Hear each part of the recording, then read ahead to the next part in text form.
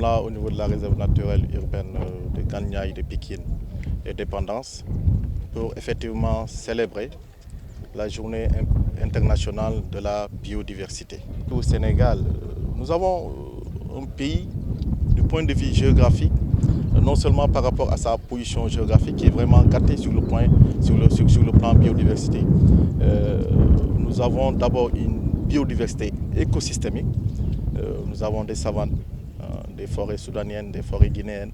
Nous avons des deltas et des estuaires. Nous avons de grandes plages. Nous avons une zone économique exclusive très importante, vous avez vu. Donc ce qui fait qu'aujourd'hui, nous avons une diversité faunique d'environ 4333 espèces et plus de 3500 espèces floristiques.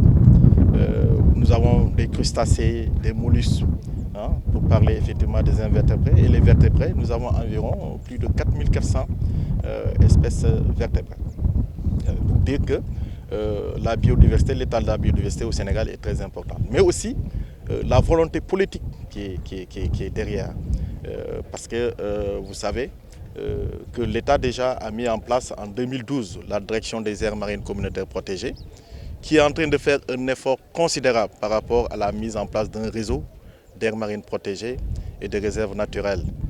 Aujourd'hui, nous avons effectivement plus de 3% de la zone économique exclusive autant pour moi, zone économique exclusive, j'y parviens, en aires marines protégées. Et c'est vrai que le gap est encore énorme si on se réfère effectivement aux objectifs Aichi, qui voudrait qu'on aille effectivement jusqu'à 10%. Mais quand même, des efforts considérables sont en train d'être faits par l'État sénégalais à travers la direction des aires marines communautaires protégées et aussi la direction des parcs nationaux. Nous avons un réseau de parcs nationaux très important. Les Sénégalais ne connaissent pas ces zones-là. Et nous sommes là comme agents de l'État, comme agents des parcs nationaux pour conserver ces biens-là. Donc c'est aujourd'hui aussi voilà, un prétexte pour sensibiliser le grand public pour que nous puissions aller découvrir effectivement notre pays en profondeur parce qu'il y a des choses extrêmement importantes. Pour mettre en place une aire marine protégée, c'est un processus trop long. Il faut d'abord que les acteurs locaux au niveau local puissent effectivement sentir l'intérêt de vouloir créer cette aire marine protégée.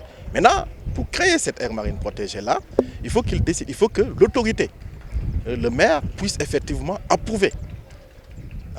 Et il faut aussi que le conseil départemental puisse approuver. Il faut que le préfet puisse approuver. C'est après cela qu'une lettre de saisine est adressée au ministre de l'Environnement et du Développement durable. Et ça, avant cette lettre-là, c'est effectivement la manifestation d'intérêt au niveau local.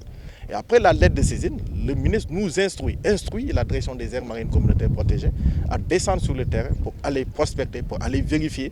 Et la direction ne le fait pas seule. Il le fait effectivement avec les acteurs locaux. Donc pour dire qu'effectivement aujourd'hui, nous sommes en train d'impliquer les communautés locales, d'impliquer les collectivités dans le cadre d'une intercommunalité entre eux. Parce qu'aujourd'hui, on ne peut pas gérer les ressources tout seul.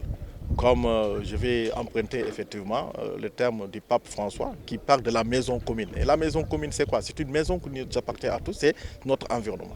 Et que nous devons tous être conscients de son importance et que nous devons tous effectivement gérer avec intelligence, bien qu'il y ait effectivement voilà, des activités de développement qu'il faut mettre en place, mais quand même il faut que ça soit articulé par rapport à l'environnement, que ce soit articulé pour que tout ça, c'est dans l'intérêt pour le bien-être effectivement des êtres humains que nous sommes.